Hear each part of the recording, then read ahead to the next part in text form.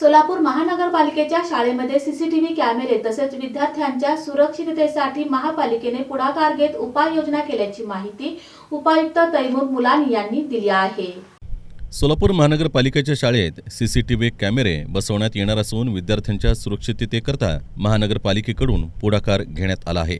सोलापूर शहरातील मनपाच्या 11 शाळेमध्ये सीसीटीव्ही कॅमेऱ्याची नजर असणार आहे। सोलापूर महानगरपालिकेच्या शाळेतील गैरव्यवहार टाळण्याकरता पालिका प्रशासनानं हे खबरदारीचं पाऊल उचललं आहे।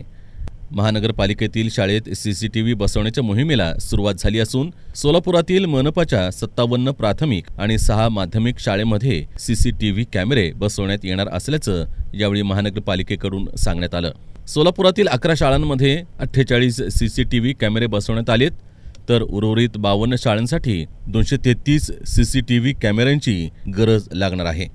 जिल्हा नियोजन समितीकडे सीसीटीव्ही कॅमेऱ्याकरता 56 लाखांचा प्रस्ताव पाठवण्यात आला असल्याचं सोलापूर महानगरपालिकेचे उपायुक्त तैमूर मुलानी यांनी सांगितलं।